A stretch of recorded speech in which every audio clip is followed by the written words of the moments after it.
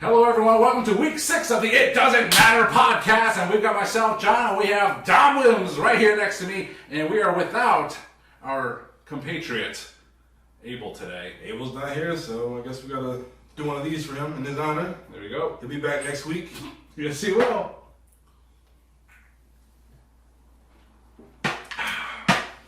Give me a hell yeah. All right. Hell yeah! Happy Austin 316 Day! Da-da-da-da-da. Holy shit. Anyway, it's the It Doesn't Matter podcast, week 6, and we're talking about the latest in pro wrestling this week. And some of the hot button topics that we're talking about today is what the heck is up with Bray Wyatt? I have no idea, man. What are we hearing out there about It's Bray? crazy because we noticed that we didn't see him on SmackDown last week. We didn't see Lashley, so they just kind of faded that. And Monday, nothing. And Tuesday morning, there was an alert on Wrestle News, and it's saying either he's having some physical issues or creative control problems, and dude's always got issues, some sort of way. Dude always has issues, and so I think maybe he could have an actual medical issue, and those are never fun for anyone if you're in wrestling or not in wrestling. So he could have a situation, and just the wild internet community could just make things up, such as, oh, you know what, he's sick, but no, it's really creative issues. But we as fans, we don't know. Shit, how the hell he been sick? He been healthy for fucking 2 years now. He been gone since all this. He got JoJo on the side, got the little kids. He's good. There was a period of time he was in tremendous shape, like really fit, especially when he was, the Mr. Rogers version of himself. But when he came back to WWE last fall, he didn't look as in shape as he was before, which we're not shaming anyone here. Looking like Husky Harris, that's all. Looking like his old gimmick, perhaps bringing that back. But Bray Wyatt versus Lashley at WrestleMania, it's to be determined at this time. And Lashley, I think he tweeted something about he just wants to face anyone at WrestleMania. Give him somebody. This is a good way to introduce a brand new character if WWE has a plan to re-sign anybody or sign somebody in general for WrestleMania. How Seth Rollins had the Cody treatment last year at WrestleMania is a good way to introduce somebody. Or maybe Bray will take a vitamin C and get better all of a sudden. We don't know. Hey, what about Uncle Howdy? Bo Dallas. Oh my God. You know what? They could, if they really wanted to, they could continue the feud with Bray Wyatt in some form, with Uncle Howdy taking his place as a surrogate somewhat. But that would be, it's a pretty lame squash match to have at WrestleMania on night 1, perhaps. Well, what if it's a work? What if it's a work? Alexa Bliss is gone too. You can get Sister Abigail and Bray. They all come out and do some freaky shit at WrestleMania. Lights turn out in LA, and you never know. Well, Eric Rowan, Redbeard. Mr. Redbeard. If you say you don't have a path to WrestleMania, now Lashley is one of those guys that doesn't have a path to WrestleMania, and someone else who also claimed they didn't have a path to WrestleMania this year was Bayley, but I think she's tied up in that Damage Control 6-woman match. I called it. Yeah, I called it. They took Trish out before Raw earlier that night. And you were nice? Yeah, backstage. Backstage. Beautiful restaurant called Backstage Assault. Man, that was a good makeup job. Trish on her face. Those battle wounds, supposedly. I think she had that makeup job before she was assaulted by anyone. But hey. You know what I seen the other day? Somebody said Trish Stratus and Lita right now is this version of Mae Young and Moolah. That's so disrespectful. That's hurtful. That's terrible. That's hurtful, but that means we old. We old, but hey, they won't do Bronco Busters, whatever. I'm fine with that. I would pay extra for that VIP meet and greet experience with a photo and an autograph. Anyways, more news: the Great Moolah being announced into the WWE Hall of Fame class, right behind Rey Mysterio. Congratulations. Yeah, well deserved. Hall of Fame career. What do you remember about the Great Moolah? I mean, you were a big WCW fan in the early 90s, and that's kind of when he made his big jump into the American wrestling scene. I didn't know much about Moolah. It was like way early. It was like 92, 93. Yeah, he was there early. Yeah, he was early. I was still like 3 years old, 4 years old. But from what I'm seeing, it was cool. The dude had the face paint, like Sting at the time, but he had the dark hair. And I always thought the coolest thing was how he used to spit the mist in people's face. Like Ric Flair, hair all blonde, get that mist, all different colors. What do you think about Ric Flair being the one to induct him? There be any other choices to induct the Great Moolah? Well, Sting works for TNA, so might as well call Flair. Yeah. Or, excuse me, AEW. See, that wasn't my area of knowledge for WCW at that time, so I don't, you have that memory, so that's a good memory. But the Great Muta, my Great Muta memory is when I started watching wrestling in about 96, 97, when he just came in, and one of my earliest memories is he just randomly joined the NWO. That was weird. He just abandoned Sonny Ono, and he just joined the NWO, which I didn't get. NWO Japan. They were trying to take over everything. That became its own thing, and but I like the Great Muta. I didn't know much about him watching him back at that time, but it's a very memorable character, memorable figure, and why not put him in the WWE Hall of Fame, especially considering this year is his retirement tour. I think he already wrapped that up. His last match was with Tetsuya Naito. A little single, but a noblesse day. Hop home. Has he ever had a run in WWE? Like, has he made any appearances or anything like that? I don't know. I don't think so, no. No? I'm surprised. You know why? Because WWE doesn't share their rosters, man. They keep it the way it is. So that Hogan match in Japan, was that... Yeah. Oh, well, except for that. That was in Japan. Yeah, that was in Japan, so... Was it Great Muta or was it Keiji Muta facing Hulk Hogan? Back around 93. I have no idea. I just remember Hogan was running down the ramp to do something simple. Well, do fans... I mean, you can watch the matches for yourself. You can find them on YouTube, New Japan World, perhaps. But Hulk Hogan in Japan, it's such a mind F to see Hulk Hogan being in the gorilla position, the gorilla military press position by Road Warrior Hawk, of all people. It's like Road Warrior Hawk and Hulk Hogan fighting each other. It's a bizarre scene, but there's a lot of bizarre things in Japan, but that's a Google search you can do on your own time, not here on the It Doesn't Matter podcast, week 6. But the Great Muta going to the Hall of Fame, it should be a nice induction, especially with the Nature Boy, Ric Flair, inducting him. Woo! This week, or around this time, is also the anniversary of the death of Scott Hall, hey yo, Razor Ramon.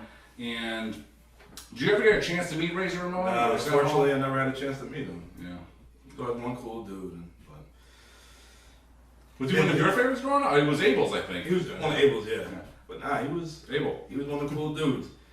Like, man, it was the machismo, hair slicked back, and the gold chains, and choke slam, Razor's Edge, all that. Yo, the short choke slam. The short choke slam. The mean choke slam. Yeah, for real. You did something to me in the locker room choke slam from Razor Ramon. Yeah, I used to love the spinning punch he did.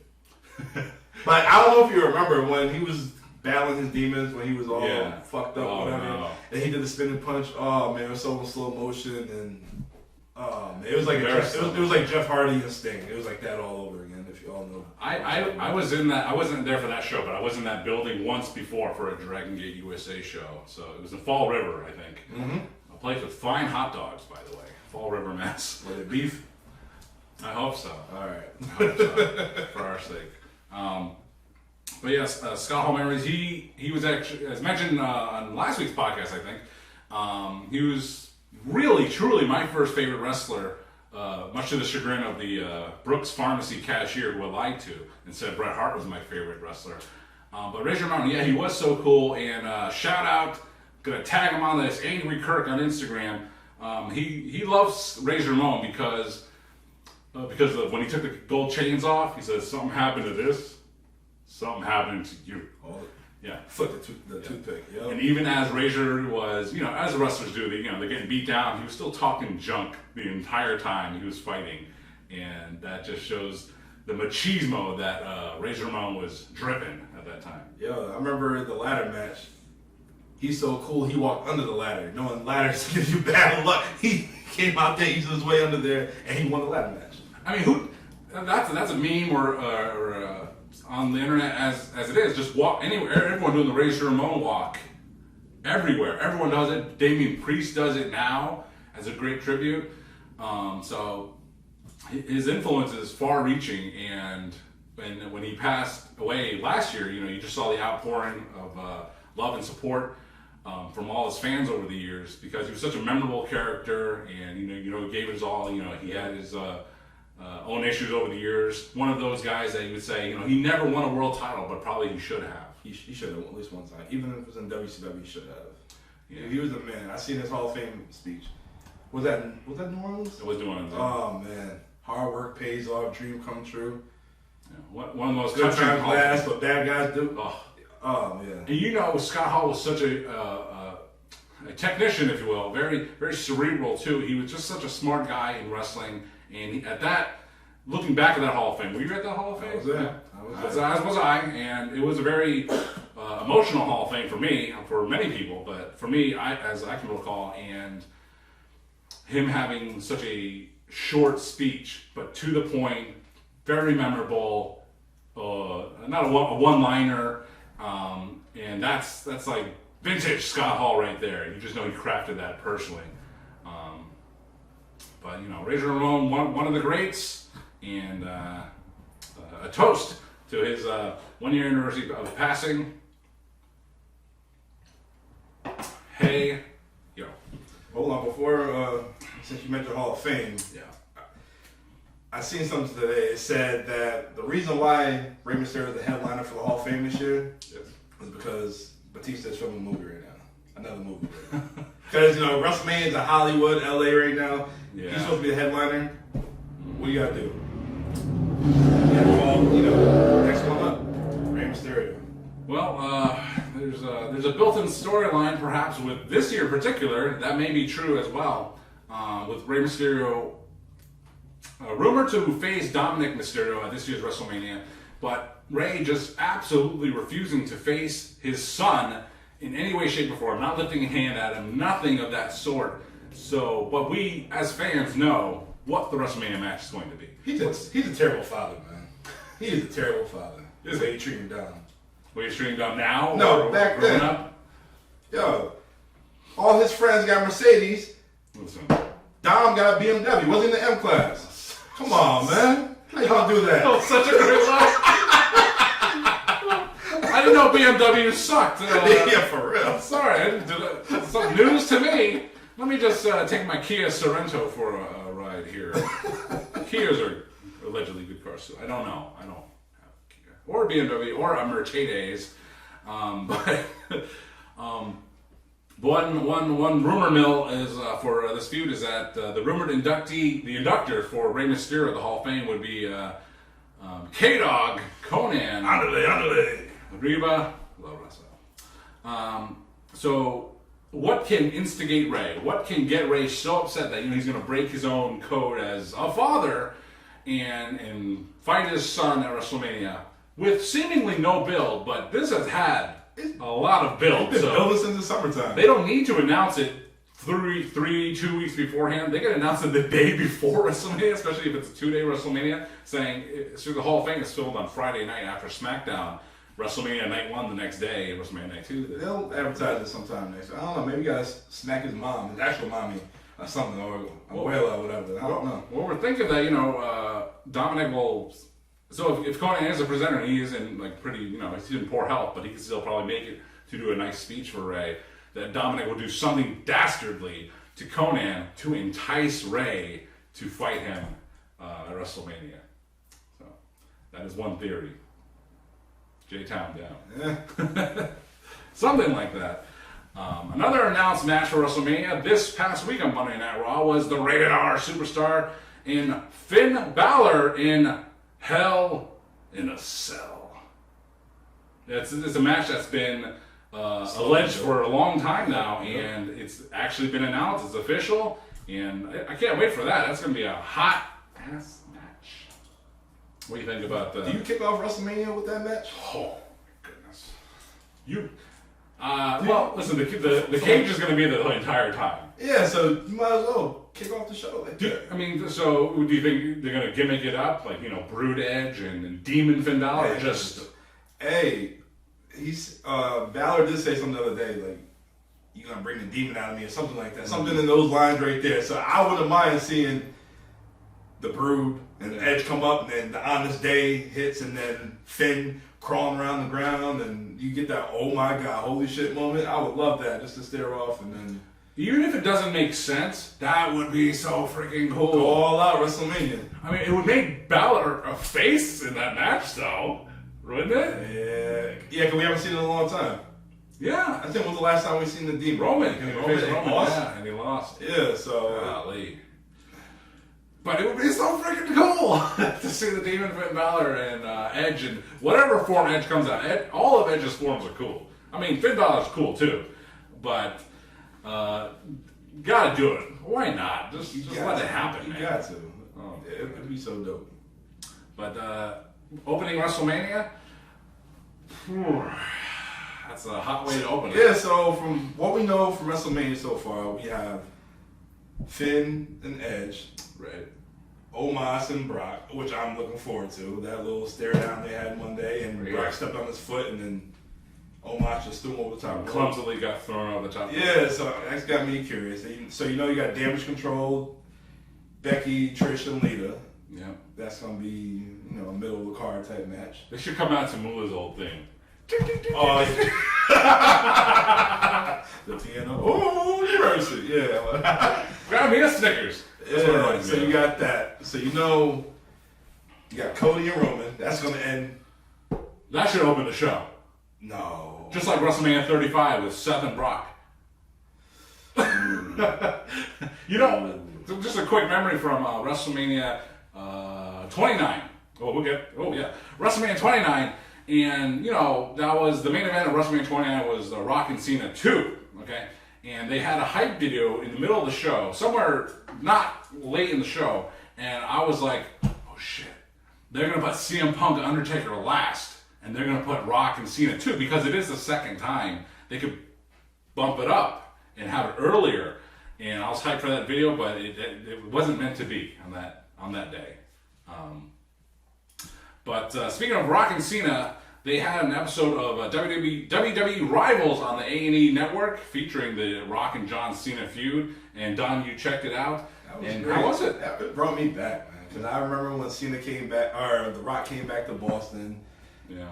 Talking about I'm never leaving and all this other stuff like that. Came with the I Bring t-shirt. And then they announced he was going to be the host for WrestleMania 27. Then The Miz versus Cena. And then Cena got involved. And then I think, what was it? The next night, whatever, they advertised. Let's do this 1 year from now. And then Cena just running his mouth, blah, blah, blah. Rock's not here. I'm here every week.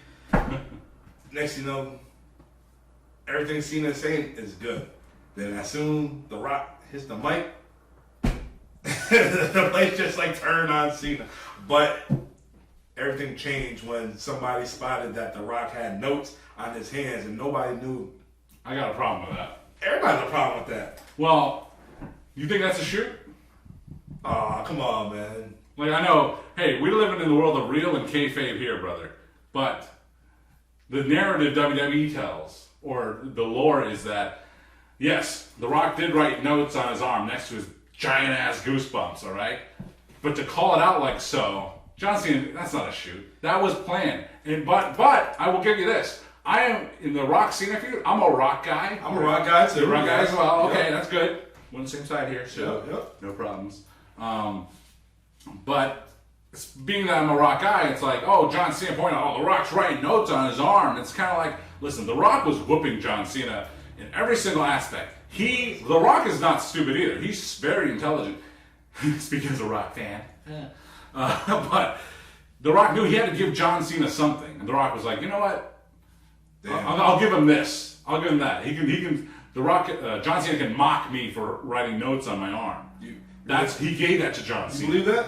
A lot of things I hear or rumor that I came to my own conclusion. I can see that.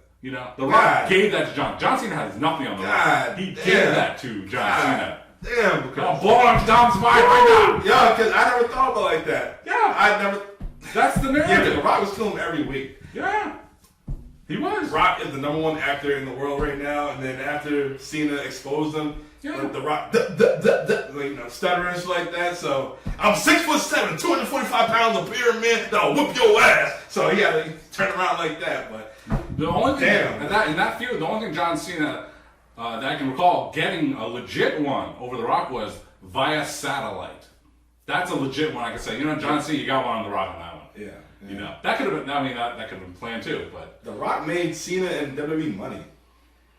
Tie your red shirt, your purple shirt. green shirt, looking like a big fat bowl of Fruity Pebbles. Next thing you know, a week later, John Cena's on the cover of Fruity Pebbles. Well, I bought one of those boxes of Fruity Pebbles of John Cena. It was so phenomenal. You know, I like John Cena when he back in the day when he when he was the rapper. And when everyone turned on him, I mean, during the Kurt Angle feud, that's when the tide turned. That's when all the fans turned again. Half the fans. Oh, you talking about the ruthless aggression? You talking about that? Well. Yeah, I mean, when he first started out. When he first started as the I'm going to wear the tights of every city that I'm going to, that John Cena, who segued into the Thugonomics John Cena, and then, won the WWE title, and then he was doing fine. He got a huge pop when he got drafted to Raw, and then, but he had a feud with Kurt Angle at Unforgiven 2002. Oh, yeah. And that's when people were like, no. I had this story about, watching wrestling for such a long time that the only time where it really breaks kayfabe, I mean, there's a lot of stuff that breaks kayfabe. Right? People being choke slammed through the ring and Magic and Undertaker Magic and stuff like that.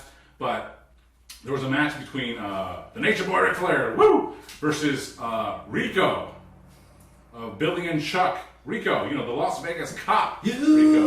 Look so good to me. That Rico, with the sideburns and the leopard pants and the red shirt. Ric Flair lost to Rico, probably via roll-up or schoolboy. Was this on Raw? I think so. Oh. And I just saw it, I was like, no. I do not accept that. It's not real to me, damn it. I just did not accept that as a finish. I'm like, Rico, a guy like Rico in that level does not beat Ric Flair in any situation. What was his move, like a crescent kick or something like that? I think he had it was the Ernest Cat Miller, the feliner, or the Cody Rhodes, the Shattered Dream? No, I know you're talking, nah. Schoolboy's fine. For Rico against Ric Flair, yeah, Schoolboy's fine. Look it up on the Peacock WWE network. But that's a time when I didn't really believe in a finish there. And you know what? After drinking a shot for Abel and a bunch of these Broken Skull IPAs, what? I said IPAs, what? Stone Cold Day, what? I'm forgetting things. I'm losing my train of thought. That's okay. But the Rock and Cena Rivals on A&E Network. I absolutely love that feud. WrestleMania 28. Did you go to Miami that Nah, man, I haven't been to WrestleMania in Florida yet. Okay. But that storyline was dope. Like the whole build, and then Cena said on the documentary, he was like, "Oh, I see what." Sorry. What? I remembered where I was. Week 6 of the It Doesn't Matter podcast. I remember what I forgot. Cena was like, I shouldn't have done what I did, calling you out, because you have been here, you've been doing what you're supposed to do. Well, The Rock said that too. No, that's what Cena said. Cena said that to The Rock. Cena said to The Rock after the match. Oh, after after WrestleMania 28, he said that. He was like, I shouldn't have to call you out, because I know it's kind of me being in the role I'm in right now. Oh yeah. It's tough. You can't balance that. You can't balance the gym. You can't balance movies, and you can't balance wrestling. John Cena totally backtracked on. He did. He's Rock right now. So what's the worst offense, really? Yeah, but I did like the build up to the next one. So months later, The Rock beat CM Punk for the title at the Royal Rumble. Cena wins the Royal Rumble. Everybody, didn't think they're gonna be Rock and Cena one more time. It happened, but it was a different storyline. So they went in. They did the thing, and Cena or Rock passed the torch. Did the job. He did the job. If you want to say, he did the job. Just like if you could refresh my memory, what was the storyline heading into the second part like?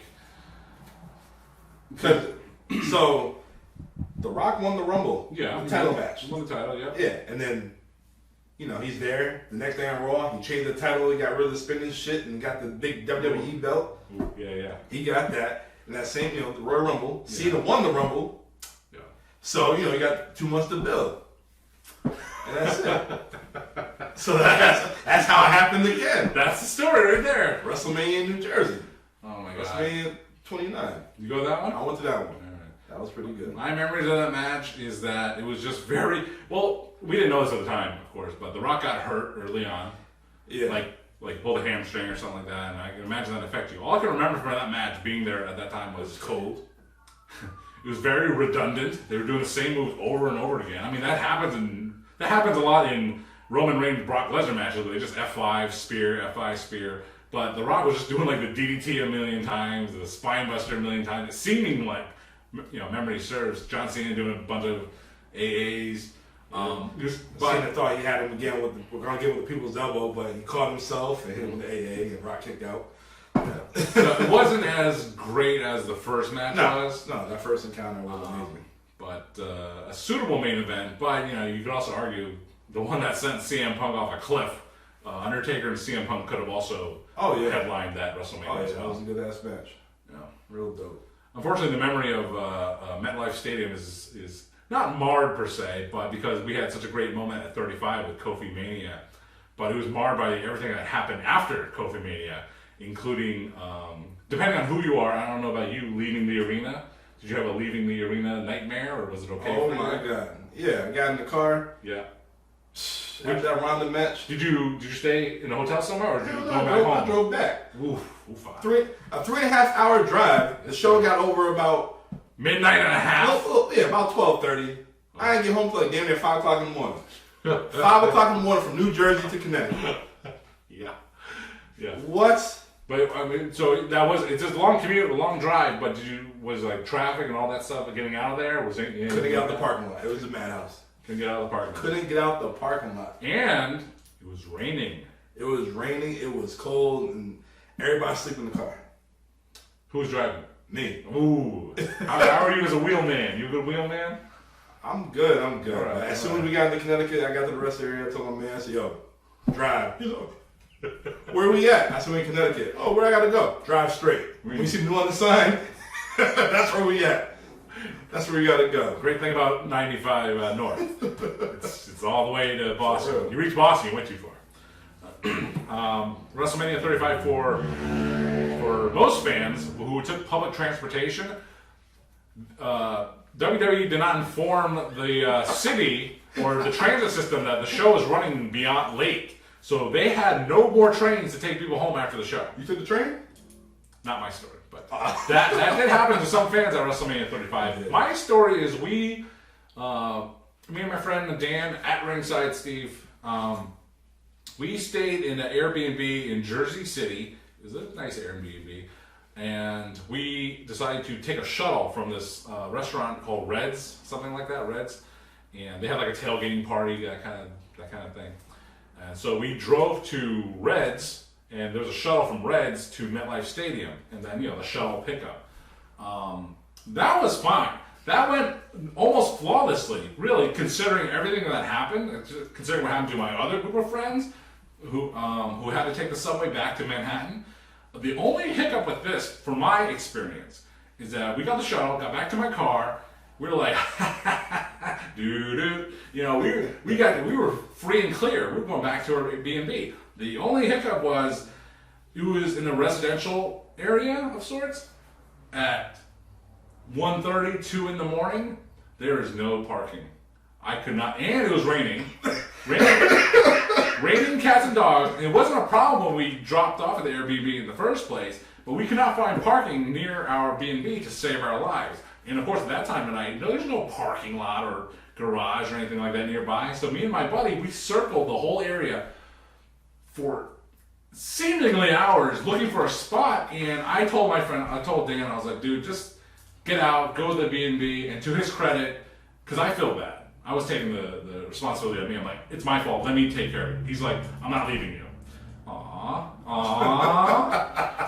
We stick together until the very end. And we found like a parking spot somehow, somewhere. I'm like, who's going to move their space in a residential area at that time of day? Who? No one. So something in the car? No. We found something. I was like, this is good enough for now. Go back, walk to the B&B. We sleep, whatever. And you're not really getting good sleep anyway. I hear something outside of the room. Someone leaving. Like, I go through the window. Shit, I got a parking spot right there. It's like, fuck it. I go to my car, I move it to that spot. Okay, so, and then I'm happy. I'm like, yes, I did it. Like 6:30 in the morning, some guy left and I got the parking spot. And then we're about to leave the B&B at, 10 o'clock or something like that. And we both get out, we have our bags, we're ready. There's a meter maid.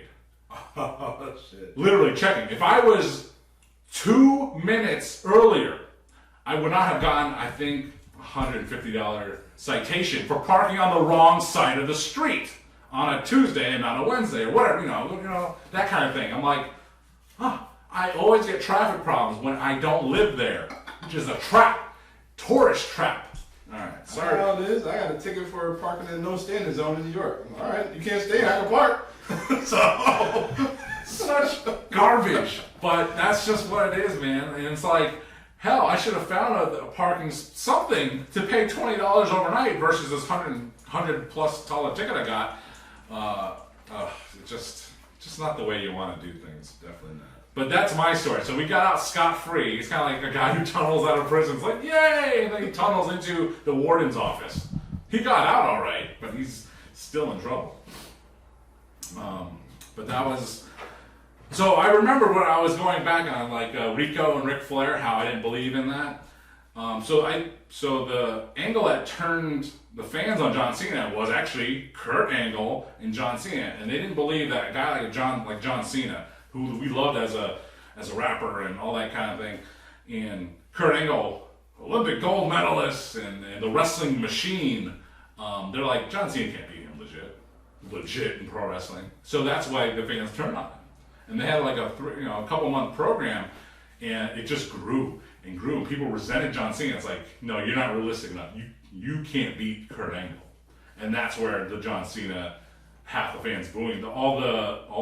Most of the adult males started booing him, and the mostly the kids and the women allegedly. Wasn't it the Taker feud that really put him over? Taker? Yeah, they had a pay-per-view at Vengeance. Vengeance, yeah. Yeah, because he was still a heel at that time. Yeah, Taker whooped his ass. Yeah. You play that moment in WWE 2K23. Oh, It's now out. I've been playing. Brand new. So, yeah, that was John Cena and The Rock, one of the greatest rivalries, and like I said, WrestleMania 20, one of my favorites. Like, it's so funny, like that match, I wouldn't call it perfect, but I would say, it was a perfect memory, a perfect moment, especially if you're a Rock fan. If you're a Cena fan, you'd be just like him on the ramp going like, I just lost. What am I going to do for the rest of my year? Man, he no-sold that rock bottom. He rolled out the ring and sat there like this. Oh my God, I just lost. Oh my God. Maybe the rock bottom was very headache-inducing, and that's what he had, a migraine from the rock bottom. So I got that ball spot. He covered that pretty good on Raw it was in Boston. In Boston, it was slick back. Yeah. He could. Maybe John Cena gave that to Austin Theory. He's like, oh wait, actually no, that he wouldn't, because that made Austin Theory look stupid. He was like, hey, Austin Theory, call out my bald spot. John Cena takes off his hat, it's all slicked back, comb backer, But that's another thing with the another matchup at WrestleMania, John Cena and Austin Theory, and I think last week we touched upon it, how John Cena didn't give Austin Theory anything. So it's like, what is going to happen with this match? Rest in peace. All right. I don't know. Is it for the title? Is it for the US title? Oh my goodness. It's for the title. Like, Cena don't need the title. But it would be hot if John Cena did win the title, and they do that Kofi Mania thing where he brings back the suspended US title. You want to make more money, and that's how you do it. Oh man. But hey, sales of that US title are slim. Let's pimp it up a bit. I know it's passing of the torch, but what are you gonna do? Austin Theory just gonna go on a Cena run after if he beats Cena? Well, I heard Austin Theory is huge in Puerto Rico, so WrestleMania Backlash Revenge. Who you gonna fight? Damian Priest? Well, yeah, I don't think John Cena's gonna show up for WrestleMania Backlash in Puerto Rico. I heard he's gonna show up at SummerSlam. I heard he want a match at SummerSlam against your boy, Logan Paul. Logan Paul. I mean, like, Logan Paul doesn't. To me, he doesn't have his own attire, his own his gimmick, his garment. He still looks like he's Miz's friend. He's got the headband and the karate uniform. Yeah. So he's like half Miz, half Ricochet. Is Logan Paul. But in the ring, though, brother, let me tell you, Logan Paul is tearing it up. But what does he have a? It's another WrestleMania match: Logan Paul and Seth Rollins, which Seth freaking Rollins. Seth freaking Rollins. Seth Rollins is in. Depending on who you are, you either love the gimmick or you hate it. But speaking of gimmicks, some of the worst gimmicks is one of our random topics here on the It Doesn't Matter podcast, and the worst gimmicks in pro wrestling. Like, do you have any thoughts on some of the worst gimmicks in pro wrestling? I mean, the most obvious one is the Shock Master. He was at AEW last night.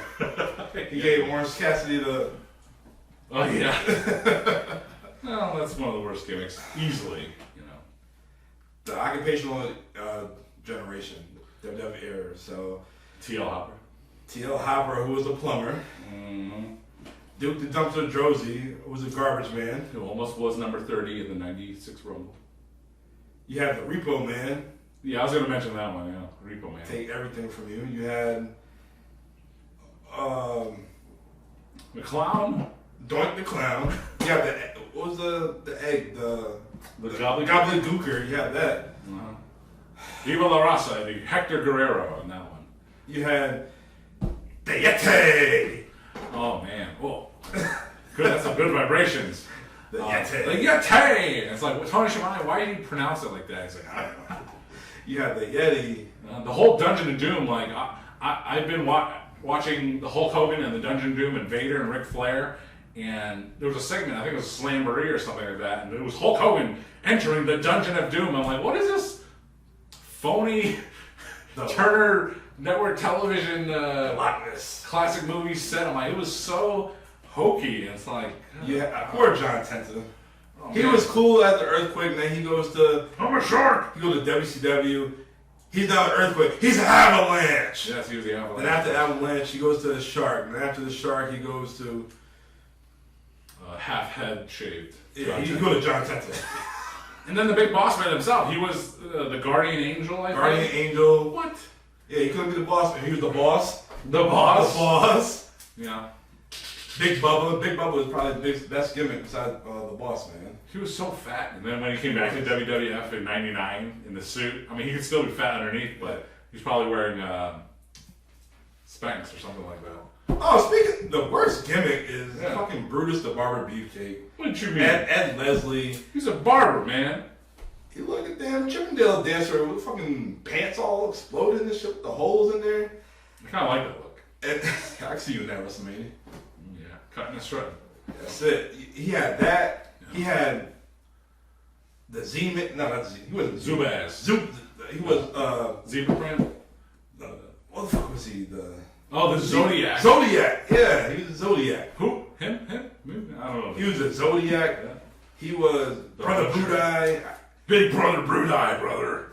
Yeah, I did not know that was Brutus, the Butcher. And the NWO had the beard. The Disciple. The Disciple. I did not know that was him. The lone member of the One Warrior Nation.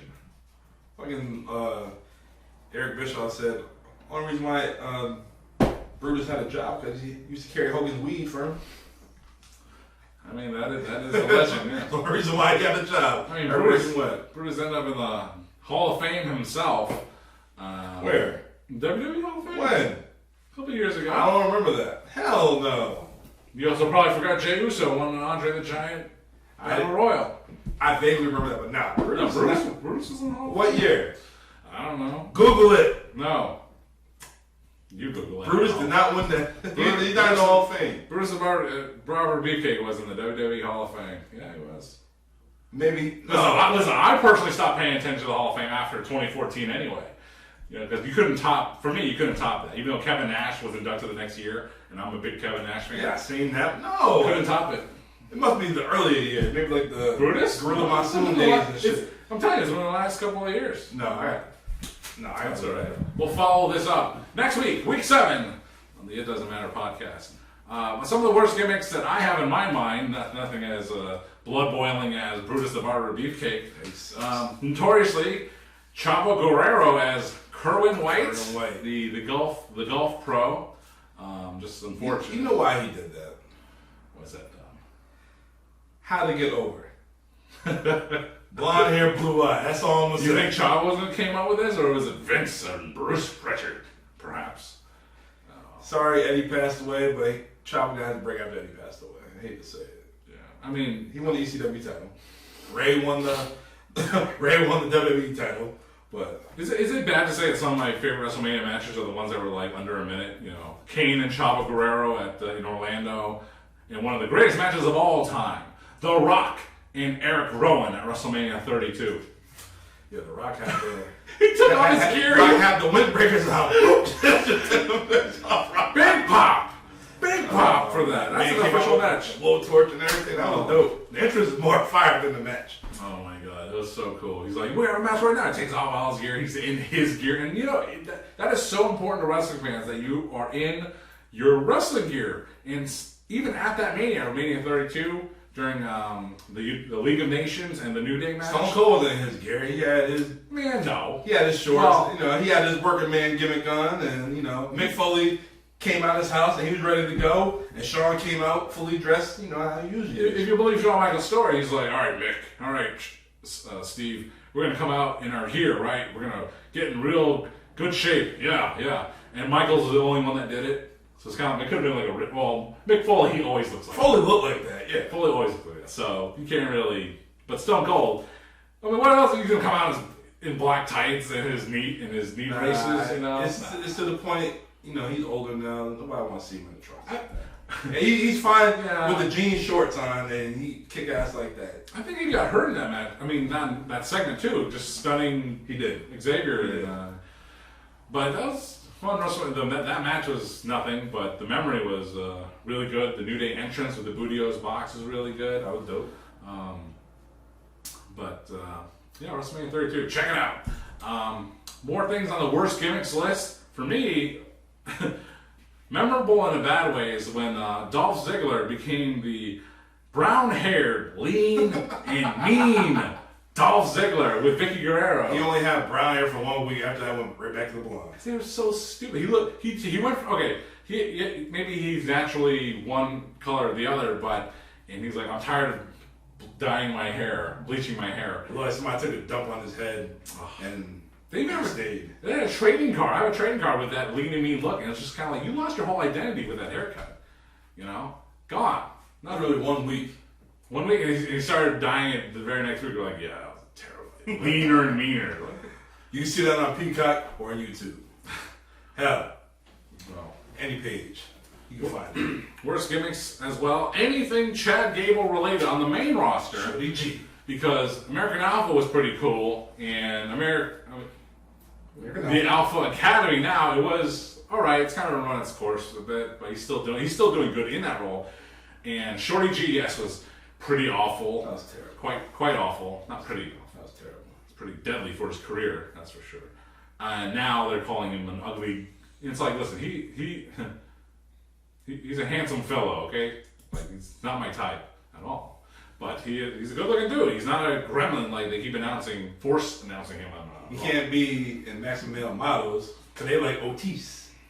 Yes, then we all like Otis. Heavy machinery, right? Did you like that video I sent you of Marseille and the bump the other day? Anything with Marseille. Marseille is my dude, as I say. Another fun gimmick was for me was Lance Archer in the new ECW, because he came in, he did squash matches, and the only thing memorable, if you can call it that, is they kept calling him, his gimmick was, he's intense. So that became a joke between my friend and I, Randy. He's like, hey, that's intense. It's like, what does that mean? It's like, okay, I know what it means, but that's just a stupid thing. That's your whole gimmick? He's intense? You know what's the gimmick? The ECW brand for WWE. That was the gimmick. So bad. Braden Walker. I'm gonna knock your teeth out. Braden Walker. I mean, do you believe in this, that Vince purposely created a bad ECW so people would stop chanting ECW? No, because they were on the Sci-Fi Network, so he tried to do sci-fi shit. Like the zombie? The zombie. Come on now. Paul Heyman, oh man. I mean, he hated that shit. One of the worst pay-per-views of all time, December to Dismember. I still ain't watched that shit. Watch it, and just be like, yes, this is the most terrible thing I've ever seen. They advertised one match. I don't know how they had a whole damn pay-per-view, but advertising one match. I still haven't watched that shit. I won't. Maybe if you want to do a watch-along one day, we get the cameras, we watch it together, and get my natural reaction. That's the only way I'll watch it. But other than that, I'm not watching that shit. Waste my time. another memorable thing on the show is just Taz on commentary with Joey Styles going, oof, all the time. And Taz can talk, but he had nothing to talk about. Especially when he had one of the matches, spoiler alert here, was Tommy Dreamer, the innovator of violence, randomly going one-on-one with the Great Khali. Oof! Oof! Exactly. Who won that one? You can spoil it. No, I don't want to ruin your entertainment value there. All right, we're going to have to do a watch-along one day. It's going to be a bonus episode. To wrap up, the worst gimmicks topic for me is Seth freaking Rollins. I just don't get it. I don't like it. The name is fine, but him as he is right now, I just can't tolerate. It turns me off. I just don't want to watch it. I don't like it. I like the music, sure. We did it last week. It's nice to sing. Are you is he over because of the song? I say so because I'll sing along to that too. Sure, why not? Did it last year too. Did it in Tampa when it first debuted, even though his old music was pretty cool. And he comes out and he's like all super looking goofy. You don't like the drip? I don't like. You don't like the drip? The drip dropped for me a long time ago. He had the big red boots on. I looked him up on StockX, seen the price. I said, man, this man, he tripping. Big time Vex as a gimmick was forced. It was a failure in my eyes, and maybe most other people. Some people like that. That's cool. I like the name Big Time Vex. That's a cool name, but she was just miscast in the role. She was better as the man, Becky Lynch. Seth Rollins was better as the Beast Slayer, Seth Rollins. That's the character I want to see. And you can say, that's boring. It's too easy. And it's like for them personally, creatively, I'm happy for them that they get to explore this. Hopefully, it's something they want to do. If they were forced to do it, I would feel terrible for them. You like the Revolutionary? Was it the Revolutionary? Mercenary? He's been Seth Rollins has been on a bad role for me because I didn't like any of that Messiah stuff or the Revolutionary. It was just turn the channel for me. What? Just because of his character? Yeah. He's still giving you the best performance in the ring, though. In the ring, yeah. In the ring, he's still a solid wrestler. He's one of those reliable wrestlers. You trust him to do a good match. And he has lived up to that. He hasn't sucked in the ring. But all the build-up and all the things, it's just, it's not for me. Hey, man. It's just not for me. If Cody can't dethrone Roman, let Seth do it. At SummerSlam. There was a blurb about Seth Rollins being sad about not facing Roman this year. I'm like, were you in the cards for that? I don't think so. But I think personally the card was going to be Randy. Randy was hot before he got hurt. he was. Orton, that is. Orton and Roman. They did that. Orton was hot. He was. Then he got hurt. Bad timing. Yeah. He might be back after WrestleMania, so. You really don't think Seth? Orton and Lashley? We need a last minute replacement, guy. That'd be dope too. But no build. Yeah, you can't do that. Though. I don't know. We got what, a little more than 2 weeks left for WrestleMania, so who knows? I did hear it's a rumor going around, but I can't see it unless it's gonna be like a surprise. Sure. Stone Cold Steve Austin. Yes. What? Give me a hell yeah. And my man L.A. Knight. Yeah. I don't even want to see them wrestle. I just want to see them just verbally spar. There's something to that. In kind of the same way that, not in the same way, but how Orange Cassidy has been on a roll on Dynamite lately with his All-Atlantic title defenses. International. Whatever. And so he's been really impressive in the ring. LA Knight, has done the same thing, not the same quality of match, but he's had longer matches of late. And I've been tuned into him. I've been enjoying those matches. He had one with Kofi Kingston, and he had one this past week. Him and Cody. Yeah. That's a good-ass match. I'm calling it right now. I'm calling it right now. That sounds good to me. Money in the Bank winner, LA Knight. He's going to win it in London. And can you imagine Vince just wanting to be the manager of the Maximum Male Models? Oh, yeah. What were you thinking? Max Dupree. All right. Well, speaking of LA Knight and his potential WrestleMania opponent, Stone Cold Steve Austin. Today, the day of this filming, is March 16th. That is Austin 316 days. Yeah! Stone Cold Steve Austin. We're drinking, as mentioned, these Broken Skull IPAs. So, what great memories we have of the Stone Cold Steve Austin over the years? Too many to count. That's a lot of memories. Yeah. But Steve Austin, the man, Yeah. I first became a fan of him. Hollywood Blonde days, him and Brian Pillman. Flying Brian Pillman. They was cool before their time, and obviously when they separate way. Mm-hmm. I was a fan of Stunning Steve Austin. We had the United States title. Yeah. Didn't know much about him in ECW until after all like the documentary stuff came out. Yeah. But I was a fan of him. Not the ringmaster, but when he turned the attitude up, that's when I became a fan of him. Yeah. That Bret Hart match, that's what did it.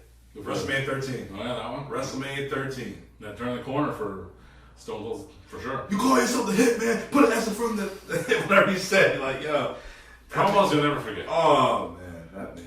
And then the best rivalry of all time is Vince and Stone Cold. Man, when he stunned Vince for the first time, when Vince was convulsing and all that.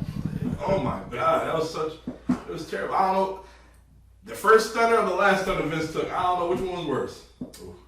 Oh my goodness. Recency bias. I will say the most recent stunner was the worst, but you got a good laugh out of it. Austin could work. Austin was the man. He held that company down. His trilogy with The Rock at WrestleMania. Oh yeah, the OG trilogy. I wasn't a big fan of WrestleMania 15, but the other two matches was pretty good. Mm-hmm. Oh, I love watching the one from WrestleMania 19 because it wasn't as long as the one in X7. That was his last match. Yeah. And it was his last match. It was like another Swan song. They both of them they kind of just left after that. But it was an easy match to watch. It was easy to digest and replay. Is that the one when he lost? He didn't bring his vest. He forgot his vest. Or was that 17? No. He got his gear on this one. So 17, he forgot his vest. 15. The first 15, time. 15. Okay. First time they wrestled. Yeah. All right. So the last one. Yeah. It had what one last ride, something like that. Yeah. And as Eric Bischoff eventually found out the next night on Raw, Stone Cold's hospitalized that weekend because he was overdoing it on energy drinks. So he's no better than a kid playing Xbox at home. You know what I love? It was impromptu. Shit just happened. The hospital scene with him and Vince. Oh my God. And Mick Foley's there giving Vince the Sacco. debut of Mr. Sacco and all that. They had Urkel the Clown. Yeah. And then Vince just laid up in the bed. Nick, just get out here, whatever. And then the doctor asked Vince, how's he doing? He's like, I'm okay. Then he's like, you'll be good now, something like that. Whatever he said, just open his ass, yeah. And then he took the damn bedpan. Nah, not the bed, the other thing. Ooh. And shoved it in his ass and followed up with the bedpan. Bing!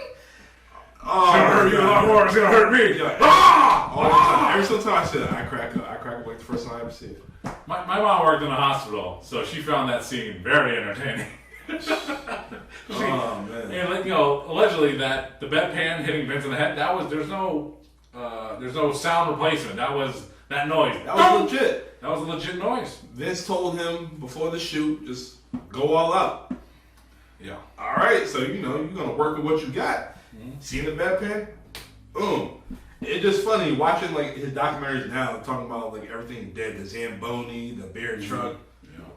He didn't have no prior knowledge of driving this stuff or operating it. He just did it. Right at it. Maybe that's the redneck in him. Who knows? You can drive a tractor. You can drive a beer truck, apparently. Yo, he just did the damn thing. Oh my God. Maybe you can drive stick shift because I can. I was in my friend's car. He had a stick shift. I didn't know what to do. You know his favorite car is the Ford Focus, right? You never watched that show, Stone Cold, what was it, after Raw? A couple years ago. He had the guest. He said his favorite car is the Ford Focus. Well, it's an American brand and an American car, so That's it. big ups to Broken Skull. Broken Skull Sessions. And another thing, we both met Stone Cold. Yeah, that's right. We met him at WrestleMania in New Orleans, right?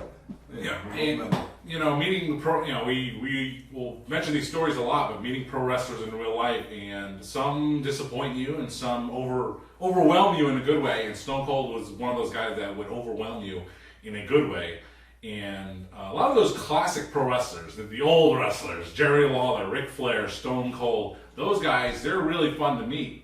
But the more modern wrestlers, they're less fun to meet because they're young, right?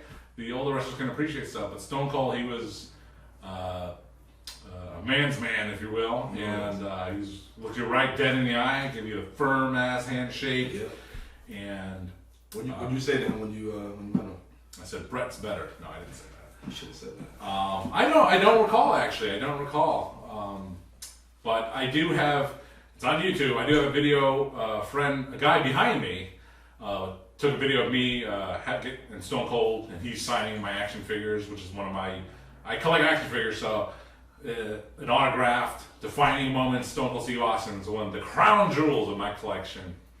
But meeting him was truly a highlight, and the only thing that could top that would be meeting The Rock, and that's probably never going to happen.